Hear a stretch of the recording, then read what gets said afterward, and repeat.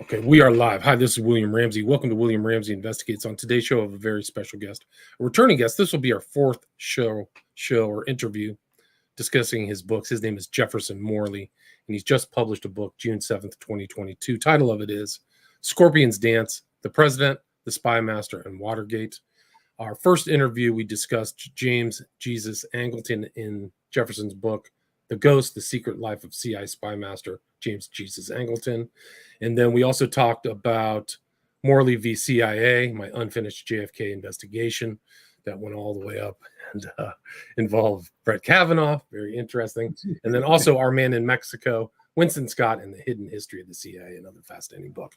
But he has two other books, CIA and JFK, The Secret Assassination Files. And then in 2012, he published Snowstorm in August, Washington City, Francis Scott Key, and the Forgotten Race Riot of 1835. And he was a former world news editor at Washington Post for 15 years. He's also the editor of Deep States, or at the deepstateblog.org, which monitors the world's intelligence agencies. And you can see his information about the JFK assassination at jfkfacts.org. And his website is his full name, Jefferson Morley, Morley.com. But again, we're going to talk about this just published, very fascinating book about Watergate and some of the characters involved, titled again, Scorpion's Dance, The President, the Spymaster, and Watergate with Jefferson Morley. So Jefferson, welcome back to the show. Thanks for having me, William. Thanks for that awesome comprehensive introduction. I try to be clear. I'll put the links into our earlier interviews too, so people can, if they're done listening to this, they can go back and listen to our other talks about your books. But maybe for people who didn't hear those earlier interviews, you can just kind of talk about your book writing career and what led you to Scorpion's Dance. Yeah, well, actually, I'm glad that you mentioned the other books, because this book is really the third in a trilogy of spies. Our Man in Mexico is the first in the trilogy, the story of Winston Scott, the CIA's top man in Mexico in the 1960s. And that's really the story of the CIA man in the field, the CIA man as proconsul in a foreign country. And then The Ghost, which we talked about another time, the biography of James Angleton, the chief of counterintelligence at the CIA from 1954 to 1974. And he's really the exemplar of the spy as intellectual. And then this third volume, Scorpion's Dance, really focuses on Richard Helms, the director of the CIA, and he is the model of the spy as bureaucrat. So my three CIA books each show different dimensions of the CIA, and they all take place in roughly the same time period, the early Cold War from 1945 to 1975. And in addition, these three men, Win Scott, Jim Angleton, and Dick Helms, were all friends as well as colleagues. They had come together in the Office of Strategic Services, the wartime intelligence agency during World War II, and they worked together for the rest of their lives. So really, the books as a whole are a comprehensive look at the rise of the CIA in its first 25 years or so of existence. So that's kind of the setting for all the series of books. Now, Scorpion's Dance tells a very particular story, and not just about the CIA. Scorpion's Dance tells the story of the long and twisted relationship between Richard Helms, the 8th director of the CIA, and Richard Nixon, the 35th president. And as I show in the book, these men had a relationship a long, long time before the Watergate burglary ever happened. And I really thought when I set out to write this book that backstory was really important, that you couldn't understand the Watergate burglary without understanding how Nixon and Helms had come to work together and how far back they went and the secrets that they shared. And so as a result, the book starts in 1956 when the two men meet for the first time. Nixon is vice president, and Helms is a senior CIA official who comes to brief the vice president about his forthcoming trip to Hungary. That's the first time the two men meet. And while they were never close friends, they did work together intensely, especially at the end of Nixon's time as vice president, 1959 and 1960, when Nixon appointed himself kind of point man of President Eisenhower's Cuba policy. Fidel Castro, the leftist, had taken power in a national rebellion that overthrew a pro-American dictatorship and had come to power. And Nixon was very concerned about that, and so was the CIA. And they decided early on that they were not going to tolerate Castro's staying in power. And so they set out to overthrow him, primarily by means of assassination initially. And this was kind of the secret that Helms and Nixon had in common, the CIA assassination plots, and was always a matter of serious business between them, because it was something that both men had to keep out of the public record lest it threatened their jobs. And so that backstory is very important. And that's, starting in 1960, 1961 is when the men first begin to deal with each other on, national policy issues. At the same time, the other part of that backstory that's important is we start to see the other characters who will turn up in the Watergate break-in. First and foremost, Howard Hunt, Helms's good friend and colleague, a senior official in the agency's Western Hemisphere division, who had served in Mexico, Paraguay, Cuba.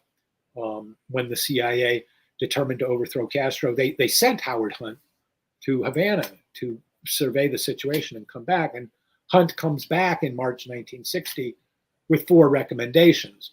The very first of which is assassinate Fidel Castro. So Hunt was in on the assassination business early on as well. James McCord surfaces. Some CIA men had been arrested in Cuba and were being held in a prison. McCord was called in to develop a plan to break into the prison and free them. So McCord was involved in Cuba operations.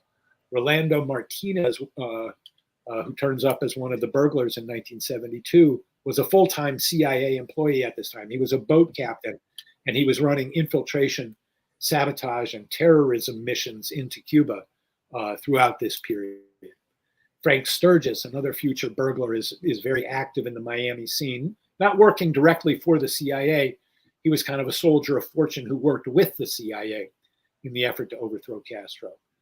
Bernard Barker, Macho Barker, was also involved in that effort. He was Hunt's deputy in the agency's operation to overthrow Castro at the Bay of Pigs, which of course ended disastrously with a victory by Castro and a humiliating defeat for the CIA.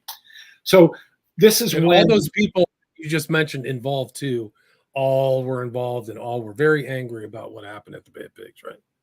That's right. They were all very upset. They all felt that President Kennedy had chickened out. They held him personally responsible. They were bitterly critical of Kennedy.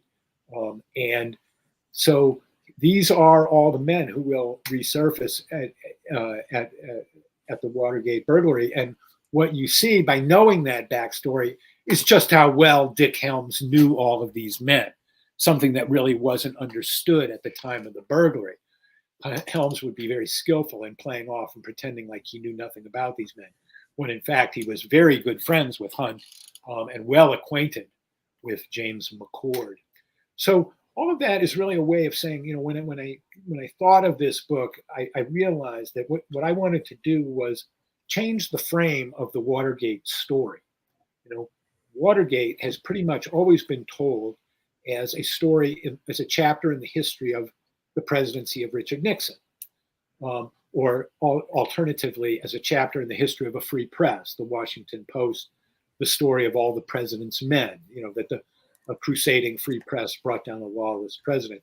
I wanted to change the frame of that. I'm not saying that those other versions are wrong, but I think if you change the frame and you look at Watergate as a chapter in the history of the CIA, the story begins to look a little bit different. In fact, very different. And I think we see a lot more of what was really going on and a lot more of why it was going on. So that's really the kind of the conceptual frame of the book, that I try and tell the story within that of the relationship between these two men, Richard Nixon and Richard Helms, and how their relationship was what led to Watergate. Right. And so they both kind of are coming up together. Nixon comes to presidency in 68 which overlaps with Helm from 66 to 73, right as Watergate ended, kind of the ending. And Watergate happens right before Nixon goes into his second term, right? So that's June 17th, 1972, right? Right at the end of his first term. So, he's Breakin gets caught, yeah. Yeah. Can you talk about this different kind of parallax view, looking at it as with the CIA involved, what led up to June 17th, 1972? Well, I think if you look at Watergate, the Watergate burglary is a chapter in the history of the CIA, and you know the backstory, a couple of things really stand out. I mean, first of all, the role of the CIA is not really explored or explained at all in the what I call the Washington Post narrative of Watergate, the All the President's Men narrative.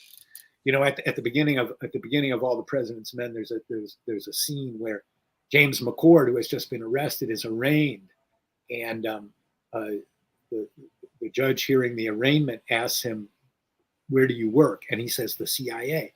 And there's 28-year-old Bob Woodward in the front row in the courtroom, and he says, "Holy shit!" And he runs back to the Washington Post newsroom. And I got the call logs from the CIA Public Affairs Office in the course of the research for this book. And like 30 minutes after McCord utters those words, the CIA Public Affairs Office gets a phone call, probably from Woodward or somebody else at the Post who had heard, and says, "Who's this guy? And does he work for you?" So right away, that was like an interesting point. But you know what? That's the last time the word the CIA appears in the story of All the President's Men.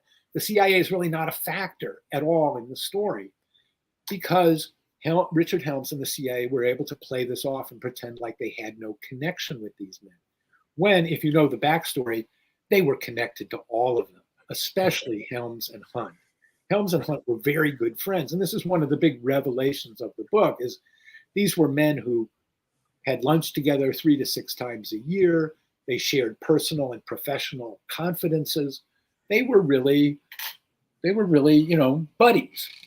Very different men. Helms was very smooth, a true gentleman, friends in high places. People really liked Dick Helms. He was a charming and impressive man, and also, a man of power, and if you spent time around him, people recognize that. Henry Kissinger said very memorably of Dick Helms, he said, his smile did not always include his eyes. He was a true spook. He was a real intelligence professional, a spy master. Howard Hunt was kind of the opposite. He was brash. He was outspoken. He was obnoxious. He was impulsive. He was careless. He wasn't that good a spy. But for some reason, Dick Helms really liked Howard Hunt. He really just, he tolerated his excesses and his failures.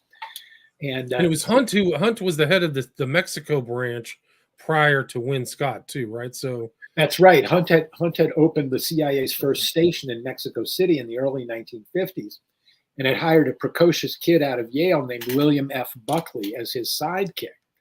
And so William F. Buckley, also a right-winger like Hunt himself, starts out in the spy business and works for Hunt for a year, and the two men become friends for life. So that was another part of how I got the story, was I was able to get access to the correspondence between Buckley and Hunt, which went back to the 1950s. And, Hunt really confided in Buckley. They were both conservative politically, so they shared that.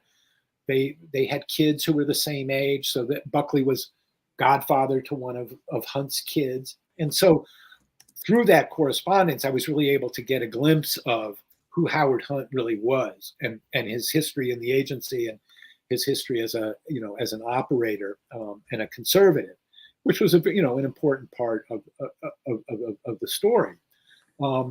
Also, Helms had a history with James McCord. McCord was a senior official in what's called the Office of Security. The Office of Security is like the CIA's internal police force.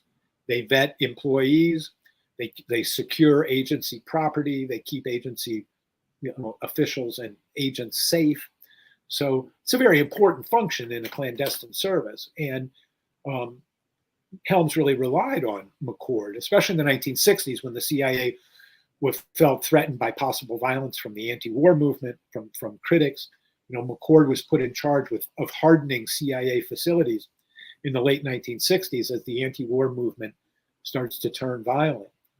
When President Nixon visited CIA headquarters early on in his first term in 1969, Helms put McCord in charge of the security arrangements, a major assignment, making sure that the president's safe. And Helms thought that McCord had done a good job in that. So, that was another tie to the burglars that Helms had. And, Helms always said, I didn't know much about Hunt's work for the White House. That was just a cover story. There's a White House tape where you hear Bob Haldeman say very clearly, a year before the Watergate break-in, in July 1971, Helms is looking for a dirty tricks operator to take the fight to his enemies, especially Daniel Ellsberg, the Defense Department official who had just leaked the Pentagon Papers to the New York Times, which drove Nixon insane with rage. And Nixon, in the summer of 1971, was raging against Ellsberg all the time, denouncing him as a traitor and a Jew, and it really incited Nixon's bile. And he wants somebody to smear Ellsberg, to discredit him in the press. And Haldeman says to the president, well, there's this guy Hunt who's recently retired from the CIA. And Bob Haldeman was Nixon's chief of staff. And he says to Nixon, well, Hunt says I'm talking about Hunt. Helms says he's quiet, ruthless, and careful. So Helms had recommended Hunt to the White House. But far from not knowing anything about it, Hunt got the job thanks to Helms. That's how close he was. And Helms got his guy in the White House. Yeah. Right. So it worked both ways. Yeah, and none of this was known to the public. And then I show that both Hunt and McCord, as burglars working for the White House, also fed their information, the same information that they obtained in these burglaries. And the Watergate was just one of the burglaries they carried out. Right. All the information that they obtained went back to the CIA. I mean, yes, the White House got copies of the transcripts of the wiretaps and copies of the files, the things that the burglars were stealing. But the CIA also got copies. And we know this because Hunt sent his information back to Helms via the CIA has an office in the National Security Council offices, which are in the White House or in the Executive Office building. So the CIA has a presence there, and Hunt would go there and hand over packages which were addressed to Helms. So that was one way that Helms got the take from the Watergate burglars. And McCord took the information that he had obtained home, where he shared it with a man named Pennington, who was a CIA source who kept a big archive of sensitive information about possible subversives. So McCord also fed the CIA with the information that the burglars had obtained. So this was part of the subterranean relationship. And so in the myth of Watergate that we get in All the President's Men say, the president is lawless, and he has these burglars working for him, and all the president's men cover up what the burglars were doing. But that really misses that the burglars were not a White House project. They were a joint CIA White House project. Both parties were benefiting from this arrangement, especially Dick Helms. So, right. And there's much more to the story than just burglaring the DNC too, right? Yes, right. It's, Frank Sturgis told the FBI that he had participated in 7 different burglaries targeting Chilean government officials and offices in New York and Washington. Chile was a target at the time because it had a leftist government led by Salvador Allende, and they were pro-Cuba.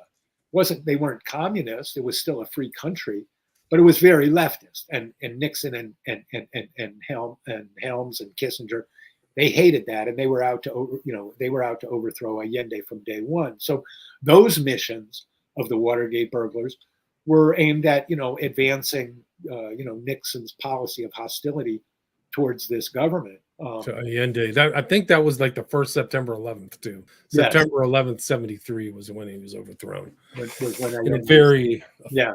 brutal way fashion. Yeah. So Yeah. so So that's all happening in the background of that's all left out in the stand, like you said, all the President's Men standard narrative.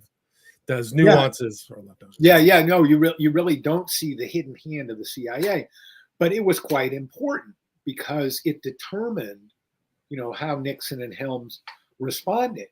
Nixon, understandably, since Helms had given him the burglars, right? 6 out of the 7 burglars had connections to the CIA. Without Helms, Nixon would have had no burglars. The only burglar who wasn't connected to the CIA was Gordon Liddy, the former FBI agent. Otherwise, this was really more of a CIA operation than anything, especially since they were getting the take. But no, very little of this was known at the time. And Helms very cleverly distanced himself from the whole thing and put out the word, the CIA put out the word that these men were retirees and we've had no dealings with them since their retirement 2 years before, and that was just a pure lie. It was a cover story to cover up a much deeper and more collaborative relationship, which was, continuing right up through the day of the burglary. And in fact, there's a very in the book I tell the story. I found the tape. There's a tape of Nixon and Helms talking on the night of June 16th, 1972, just hours before the burglary takes place. And it's a pretty ordinary phone call, but the relationship between the two men, you can hear, is pretty friendly. Nixon and Helms, for all their differences, and they did have a lot of differences, were actually a pretty good team. They were working together. They were partners in power by the end of Nixon's first term. So that too was something that wasn't really known. So we see the book in Scorpion's Dance. You really see the hidden hand of the CIA in the Watergate affair, how it shaped the events that led to Watergate and how it shaped the cover-up that followed, the investigation of Nixon, and eventually Nixon's fall. Nixon's fall. I like this picture because when you made that statement about Helms's eyes, this is the two scorpions dancing, and you can kind of see maybe some features of Helms's face, the smile, but also the eyes. Yeah, Helms had a way of smiling and baring his teeth that was like both friendly but a little aggressive. Yeah, it looks kind of serpentine or like a something like I still have venom. So Dick Helms was a fascinating character. Each of the men who I wrote about in my trilogy of spies were very interesting and distinctive characters. Win Scott was a bluff, charismatic American, complex love life, had three wives, lots of children and stepchildren. He was actually a good father. He was an interesting character, wrote poetry in his spare time. Jim Angleton was a fascinating character, the chief of counterintelligence and the man I depict in The Ghost, a brilliant, creative mind, but also paranoid and alcoholic, a genius and a fool, very interesting man. And then Dick Helms, this savvy, bureaucratic operator, who has risen, 30 years in the ranks to arrive at the top of the CIA. Imagine the ambition, and the persistence that it takes to prevail in that climb to power. A real gentleman and a real son of a bitch too, both. Right. And so this relationship, and you can see it's some of the complexities in this interesting photograph. These two men of power, really. Nixon. Talk about a self-made man. A guy who came from nowhere. With nothing, poor family, ineffectual. Orange Orchard and Whittier. I mean, really. Yeah. Bob Haldeman said, Nixon was a poor boy from California, and he never let you forget it. It's like he carried his resentments around with him. Helms, on the other hand, was super smooth. A scion of almost an aristocrat. People often used that term with him, that he had an aristocratic bearing. So very, very different from Nixon culturally and socially. But important to note, not politically. While they were very different types, East Coast, West Coast, elite, populist, that sort of thing. Politically, they were very much in tune. Nixon Conservatives, was conservative, hardline, anti-communist, pro-war, and so they had that in common, and that was why they could be, why they could work together for 4 years, despite the fact that Nixon would grumble about Helms a lot, mostly just his kind of inbred resentment of East Coast types and all that, Yeah, like the Brahmin class. So I think you wrote that he was on the main line, like this wealthiest part of Philadelphia, right? Yeah. He grew up on the main line. His father was a big corporate executive at the Aluminum Corporation of America, and his grandfather was an international banker. He went to boarding school in Switzerland. So He really had that. He really had some, what they used to call breeding, Right.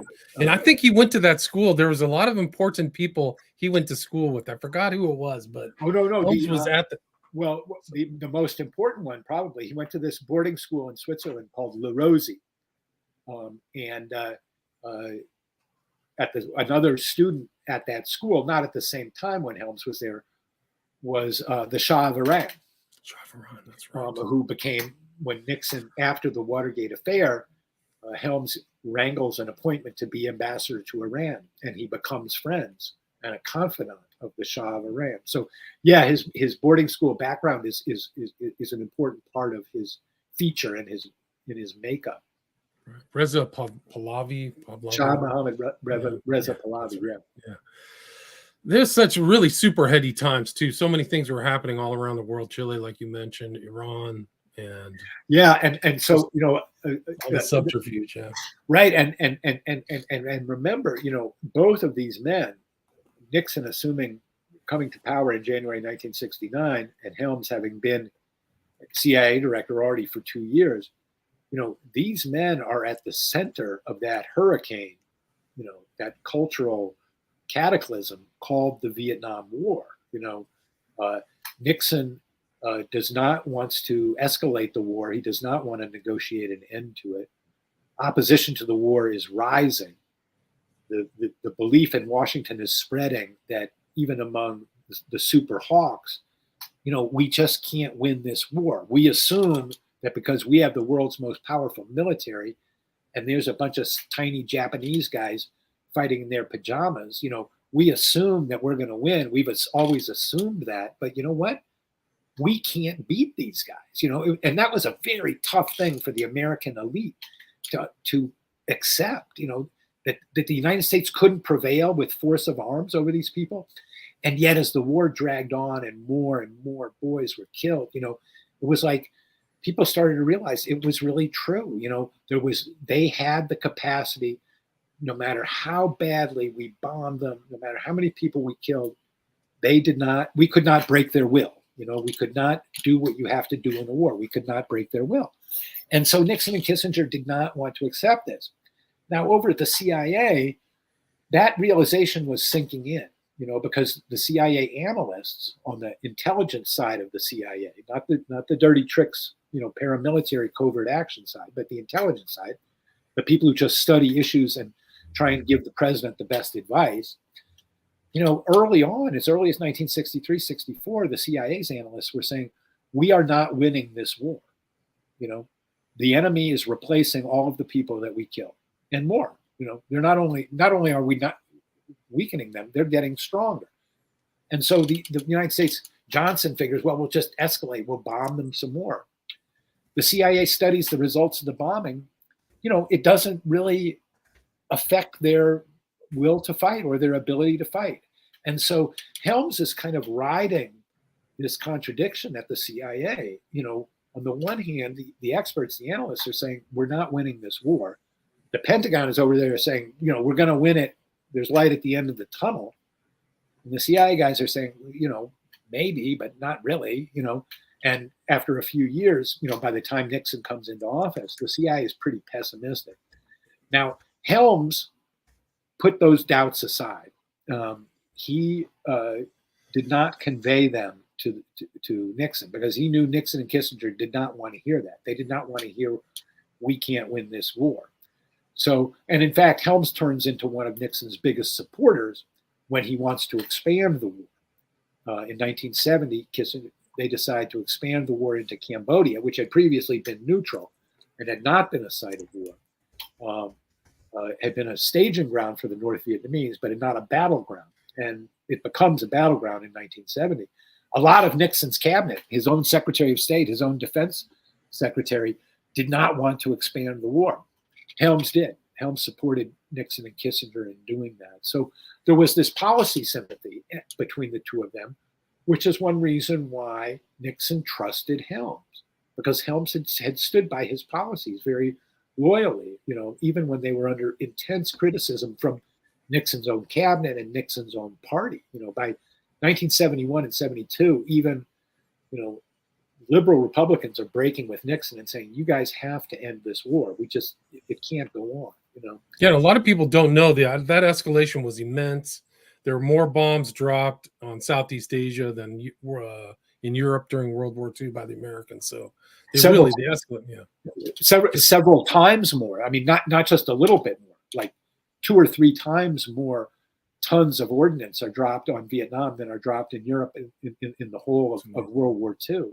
So, but this display of violence is incredible, and the casualties on the Vietnamese side were catastrophic, far beyond millions.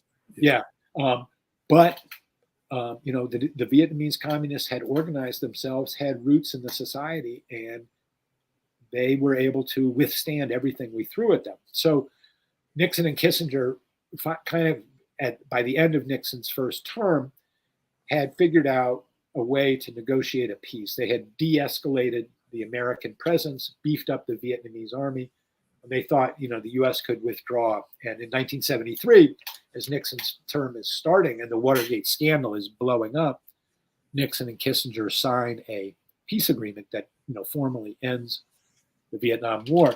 And there's a big cocktail party, and Nixon and Kissinger are the toast of the town. And finally, the war is going to end. And Helms and his wife go to a very fancy Washington dinner party where Kissinger, gets up to speak afterwards and toasts the president and says, to the architects of peace, we have finally done it. Our critics are all wrong. And Helms leans over to his wife and he says, they haven't got any peace. And sure enough, that was right. That was the view at the CIA. And 2 years later, the Vietnamese communists, finally took over and overthrew the American government, and the Americans had to flee, and the United States had lost the war. So that was, kind of Vietnam is the backdrop of this whole story. The tensions, the incredible tensions in American society generated by, the war and the opposition to the war, the fatalities of the war, the anti-war movement.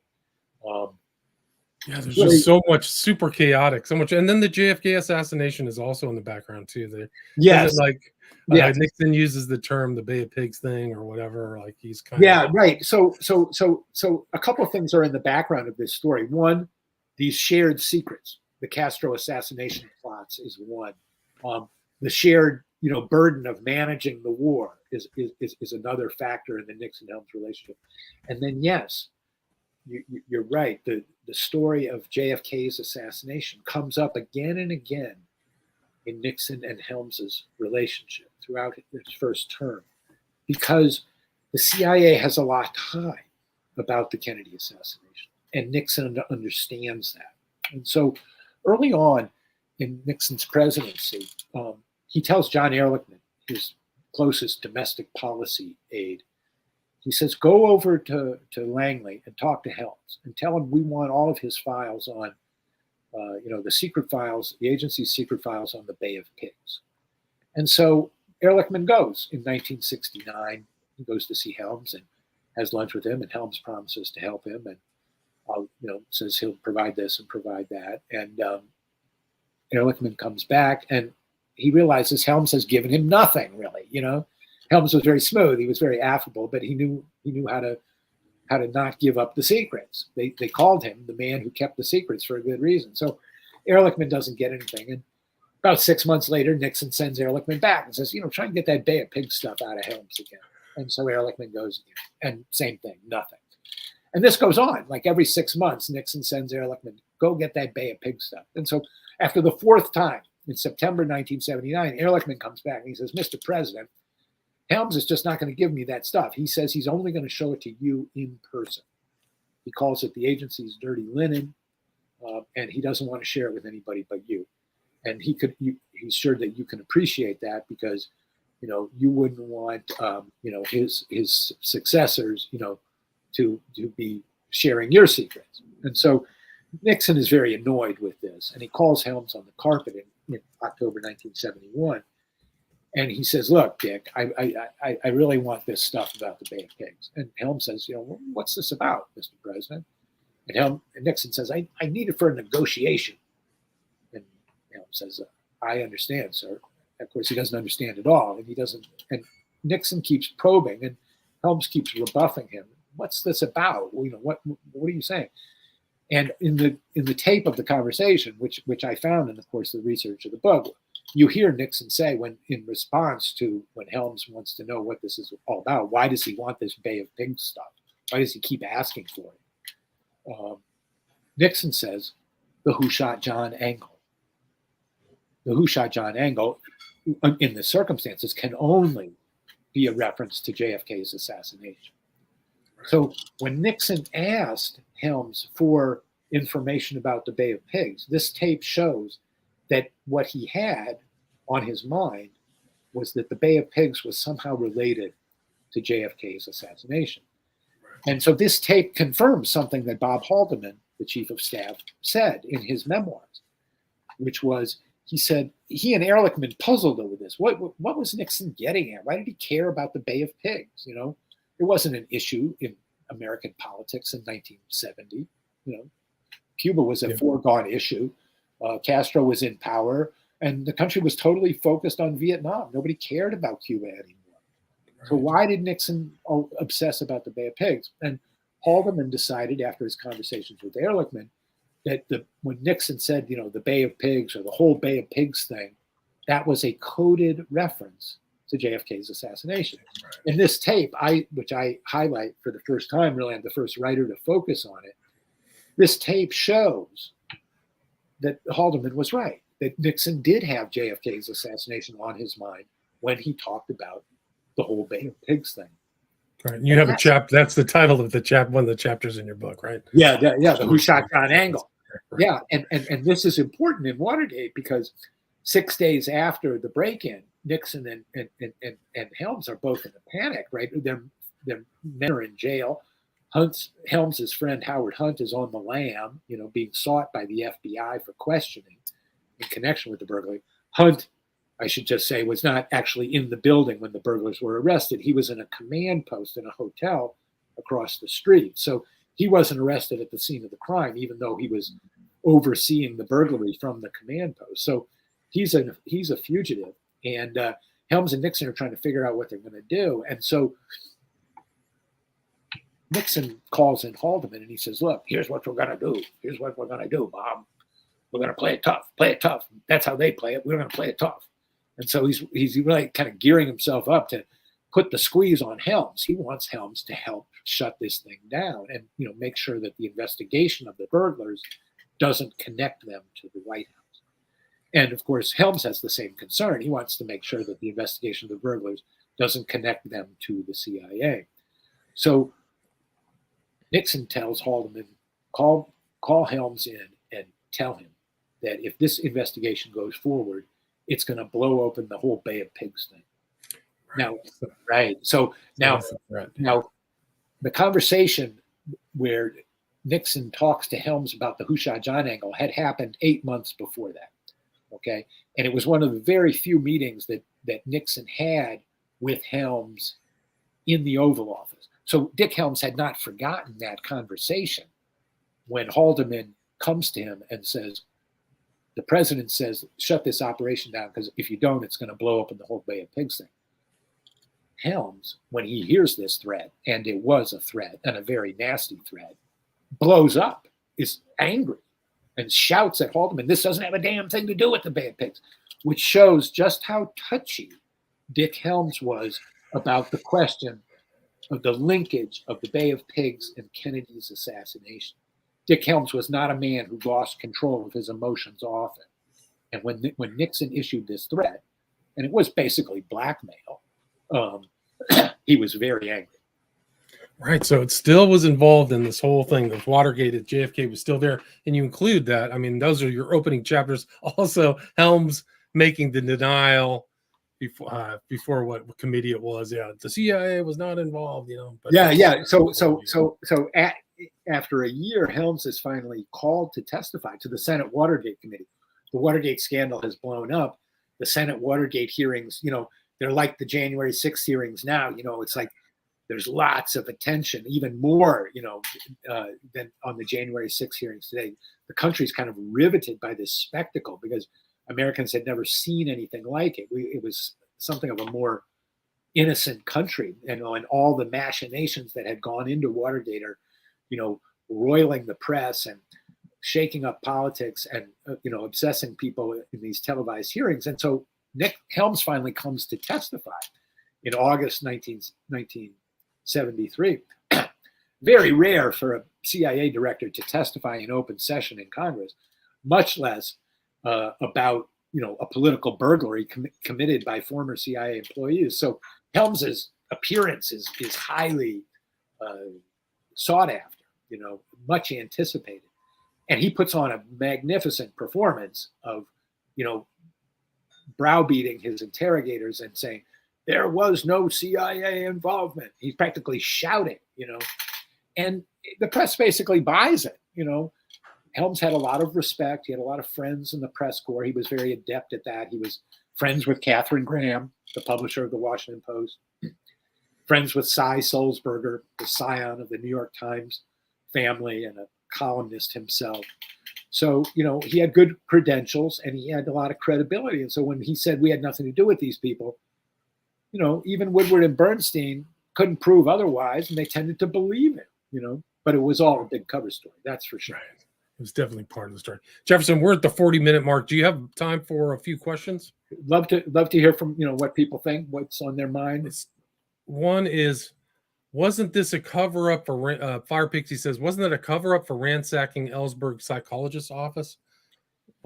That was related to Watergate, right? Yeah. So one of the national security missions that the burglars, namely Hunt and Liddy, with the help of Rolando Martinez and Macho Barker, was to burglarize the office of the psychiatrist of Daniel Ellsberg, the man who had leaked the Pentagon Papers to the New York Times. So they were searching for blackmail information, basically. What had Ellsberg confided in his psychiatrist, and maybe they could use that dirt to discredit him in the press. So, yeah, that was one of the things that Helms had to cover up after the arrest of the burglars, was that the CIA had helped Hunt in this endeavor to break into the psychiatrist's office. So, yeah, that was part of the cover-up, was to keep that mission of the Watergate burglars off the books. And it worked, at least for that story didn't come out until about a year after the burglars were caught. And so for the first year, the story was, these White House burglars. After a year, people began to see, oh, wow, these burglars had a lot of help from the CIA. Another question from GP Floor. I don't know if it involves the book, but he asks, can you talk about the Hank Greenspun letter and its role in Watergate? I guess I don't know. Yeah, so Hank Greenspun was a newspaper publisher in Las Vegas. And Las Vegas was the headquarters of the Hughes Tool Corporation, which was the company created by Howard Hughes, who was at that time was the richest man in America, probably one of the few billionaires in America at the time. And Hughes was a very important factor in, kind of in the background of the story for several reasons. One, the Hughes Tool Company was a major CIA contractor. One of the projects that they undertook at this time was a Soviet submarine had sunk in the Pacific, and the CIA came up with the idea of going down and picking up the submarine off the bottom of the Pacific Ocean and bringing it back up and studying its technology and seeing, what kind of nuclear missiles, what kind of engines it had, and all of that. And so the Hughes Corp company was doing that for the CIA. Hughes also had connections to Nixon. Hughes had loaned Nixon money in the 1950s, and Nixon had never repaid the loan, which was a kind of scandal that the Democrats used against Nixon. It was kind of a shady financial deal that Nixon could never explain very well. Why had he taken money from Howard Hughes? And Howard Hughes was also Larry O'Brien, the head of the Democratic National Committee, was also working for Hughes as a consultant and a lobbyist. So, which aroused Nixon's ire. So Greenspun was very interested in Hughes, and the Nixon people were very worried that Greenspun had information that he was going to publish about Hughes and Nixon during the coming 1972 presidential election. And so the burglars want to burglarize Greenspun's office and find out what he's got. There's a difference of opinion about whether that actually ever happened or not, but that was another target. Hank Greenspun, publisher of that newspaper in Las Vegas, was another target of the burglars. Oh, I see. Yeah, good question. And what do you think, John asked, what do you think about Roger Stone's book, Nixon's Secret?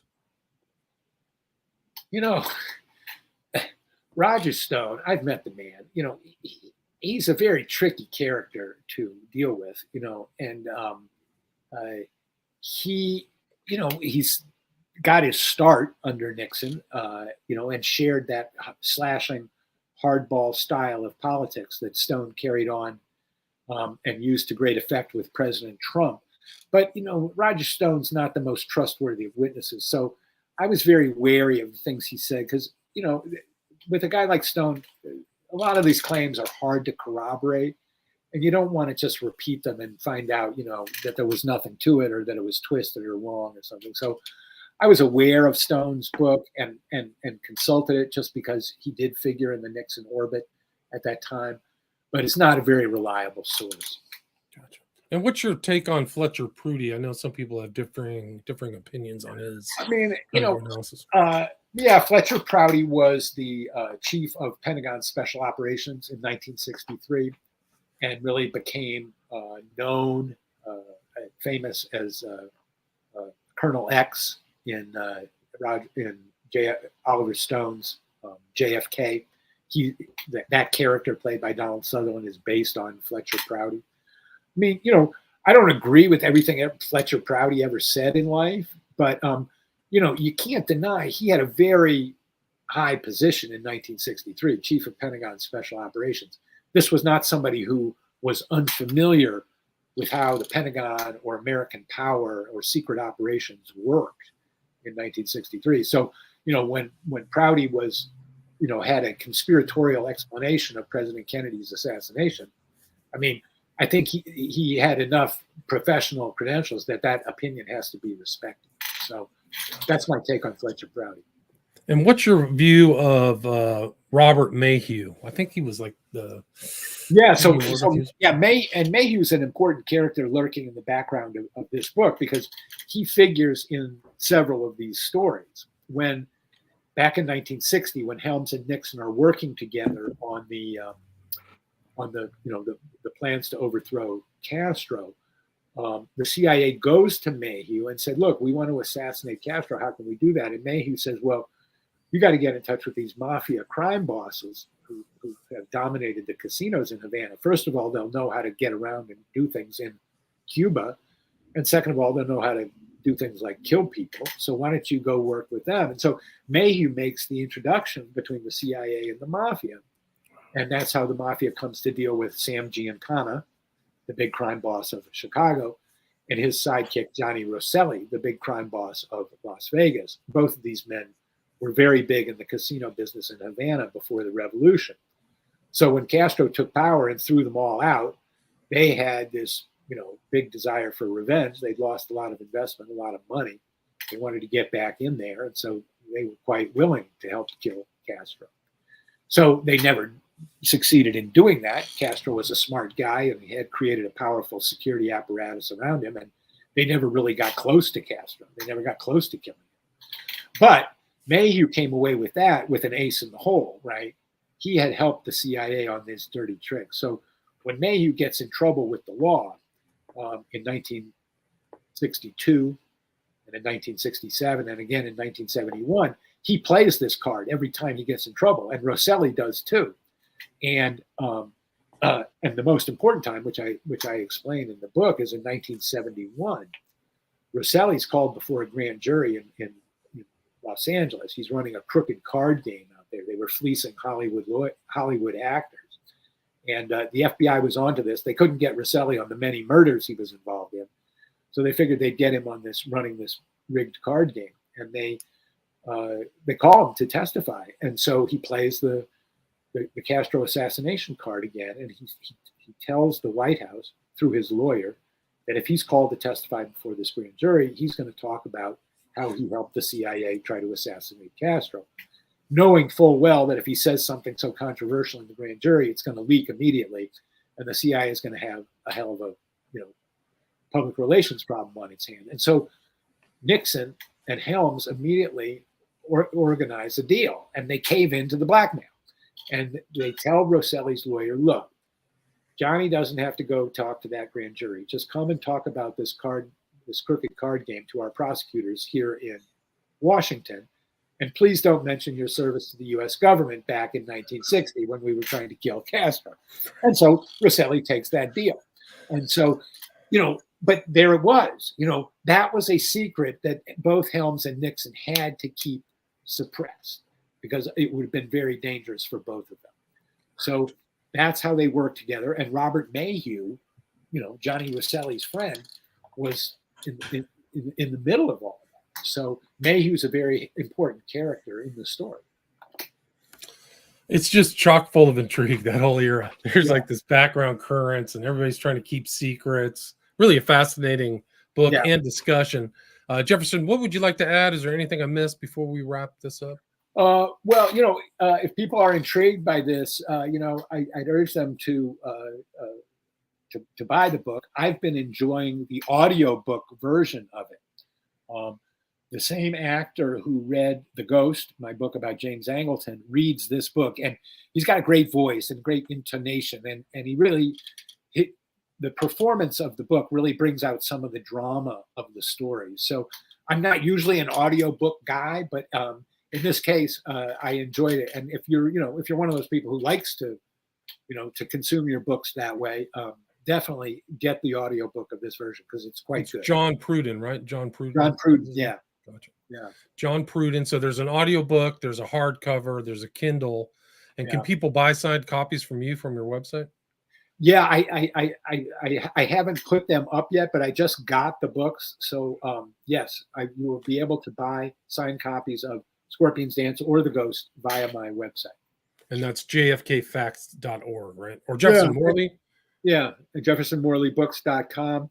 And if people want to keep up on, I do some journalism still and commentary on JFK case and things in the news. So if people want to follow me on Twitter at Jefferson Morley, you can find me there. And that's probably, if people want to get in touch, send me a direct message through Twitter. That's probably the best, quickest way to get in touch with me. And, if people want to follow up and ask questions that way, I'm always glad to do that. Also, I'm always looking for new information. So, if people have a story from this time that, they wonder if I've heard it or, they have a question about that, I welcome those kind of questions because, I wind up learning stuff that way, which is my stock in trade. So, awesome. So people can reach out to you on Twitter. I will put that in the show notes at Jefferson Morley. Send me a direct message at Twitter and I'll respond that way. Awesome. Thanks so much for your time, Jefferson. Again, the title of the book is Scorpion's Dance, The President, the Spymaster, and Watergate, just published June 7th, 2022. There is an audiobook, so check that out. Thanks so much for your time. Thank you, William. All right, take care. All right, stay there.